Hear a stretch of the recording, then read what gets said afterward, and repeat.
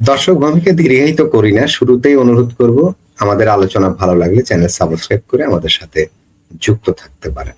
এই আমাদের শিক্ষামন্ত্রী বলছেন যে 3 দিন অনলাইনে ক্লাস নিবেন বাচ্চাদের, মানে বিদ্যুৎ সাশ্রয় করার জন্য বা জ্বালানি সাশ্রয় করার জন্য। মূলত এটা, এই যে দুর্যোগ মোকাবেলার সরকারের এই পদক্ষেপগুলোকে আপনি কি হিসাবে দেখেন?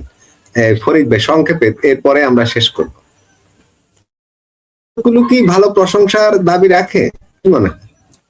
এগুলো তো দেশ যে বিপর্যয়ের মধ্যে পড়েছে, দেশ এবং সরকার, এটা তো সুস্পষ্ট। মানে এর মধ্যে প্রমাণ করে দিচ্ছে, বারবার আওয়ামী লীগের নাম চলে আসতেছে, শেখ হাসিনার নাম চলে, মানে আওয়ামী লীগের সাথে এখন এই মুহূর্তে শেখ হাসিনার চেহারাটা বেশি ভাসতেছে।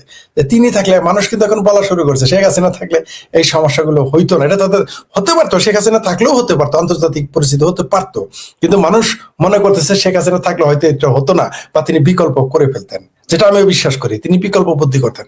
আপনি যেটা বলেন অঘোষিত না, তো এটা ঘোষিত। এখন আপনি না চাইলেও আপনি চালাইতে পারবেন না, আপনি ঘোষণা দিলেও আপনার চলবে না। মানুষ চলবে কেমনে?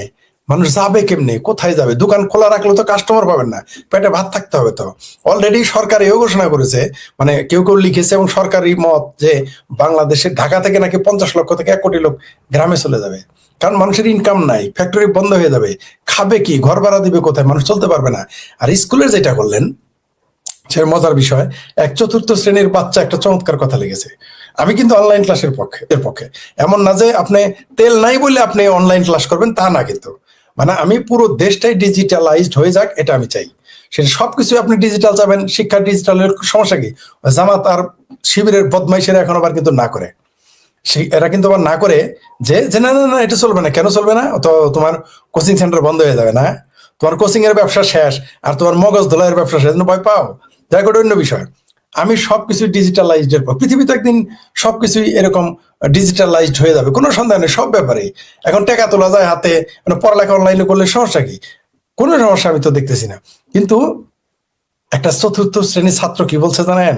যে বিদ্যুৎ সাশ্রয়ের জন্য যদি যদি আপনি কারেন্ট, মানে আপনি স্কুল বন্ধ রাখেন, তাহলে 50টা বাচ্চা তো 50টা বাসায় থাকবে, তারা তো 50টা ফ্যান চালাবে, কিন্তু 50টা বাচ্চা যখন ক্লাসে থাকে তখন তো 5টা ফ্যান চলে।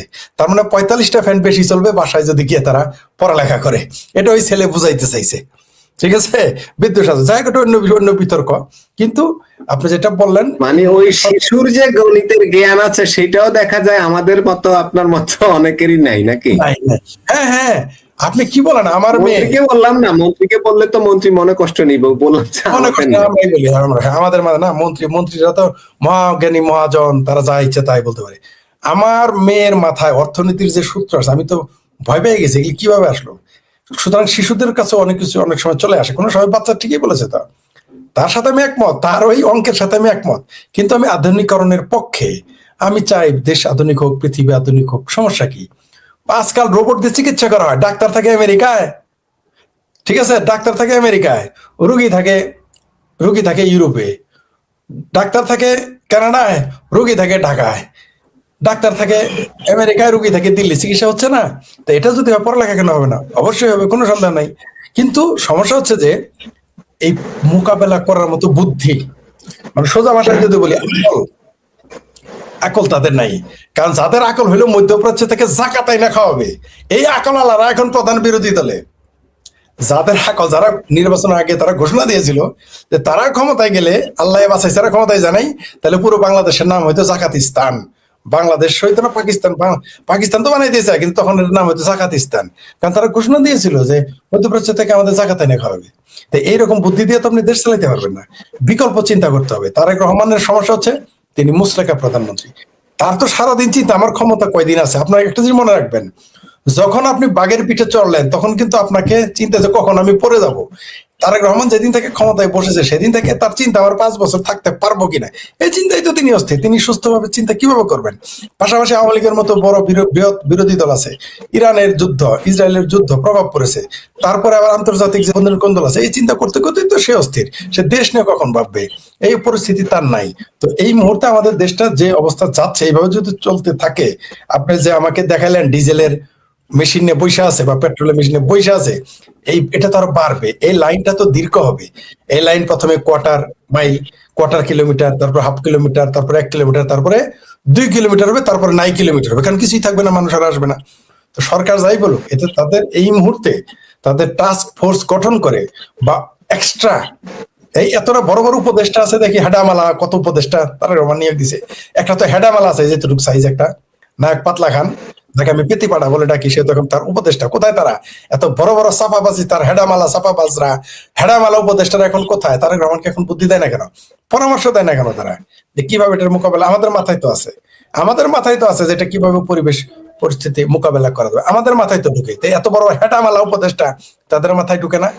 আমি বললাম তো যে এই সরকার, এই সংসদ মানে এই সরকারটাকে শেখ হাসিনার কাছে 1 বছরের জন্য লিজ দেখে সমস্যার সমাধান হয়ে যাবে। আপনি নিশ্চিত থাকেন হয়ে যাবে, তিনি ব্যবস্থা করে ফেলবেন। তারা দেখে আমাদের কাছে ক্ষমতা, আমাদের না দেখ, আমাদের কাছে লিজ দেখে এই সরকার। জি, ধন্যবাদ। জি, ফরিদ ভাই, আমাদের রফিক ভাইয়ের যথেষ্ট সমস্যা হচ্ছে আজকে, বৈদ্যুতিক সমস্যা, নেট সমস্যা অনেক। রফিক ভাই, আমরা একটা ভিডিও দেখিয়েছিলাম, ক্লিপ, আপনি কি ওই ক্লিপটা দেখেছেন? না, বাইরে ছিলাম। ওই যে মোটর সাইকেলের মতো যে ডিজেল ইঞ্জিন পেট্রোল ইঞ্জিন নিয়ে বসে আছে তেল নেওয়ার জন্য, পেট্রোল বা ডিজেল নেওয়ার জন্য, লম্বা আপনাকে দেখাই দেখছি, আমি দেখছি, আর দেখার দোকান নাই। আমি সারাদিন বহুত দেখছি, এগুলি সারাদিন দেখছি। একটা দুইটা না, এখানে শত শত। এটা কৃষকরা তাদের জমিতে পানি তুলতে পারছে না, তাদের ডিজেল লাগে, পেট্রোল লাগে, এটা সম্ভবত পেট্রোল ইঞ্জিন, এই কারণে সিরিয়াল। ডিজেল তো মোটামুটি কিছুটা পাওয়া যায়, এই পেট্রোল। এখন এই পরিস্থিতি কেন রফিক ভাই? এটা কি মেনটেন করা সম্ভব না? সরকার কি কোনো ভুল পদক্ষেপ নিচ্ছে?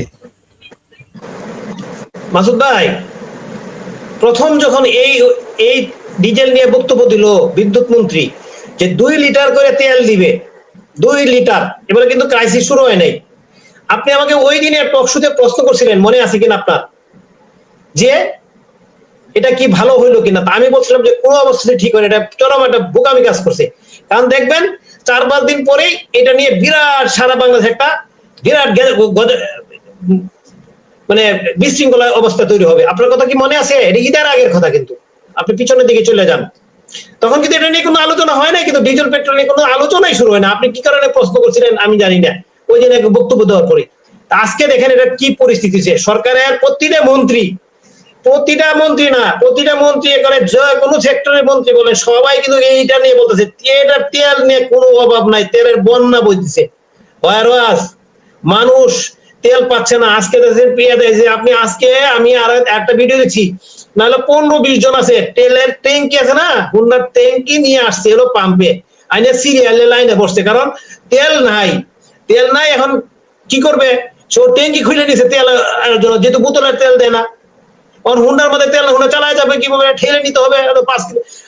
যখন আমি যেখানে আসি, এখান থেকে আমার এখানে 5 কিলোমিটার পরে একটা পাম্প আছে, তেল দেয়। আর একদিকে আছে একটা পাম্প 5 কিলোমিটার, ওইগুলিতে তেল দেয় না, নাই।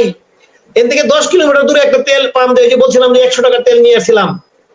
এখন আমার হুন্ডাতে মাত্র 100 টাকার মতো তেল আছে। আজকে আমি হুন্ডা চালাইনি, ঈদের পরে একদিন চালাইছিলাম, একদিন, only one। অথচ আমার প্রতিদিন আমি হুন্ডা চালাইতে হয়।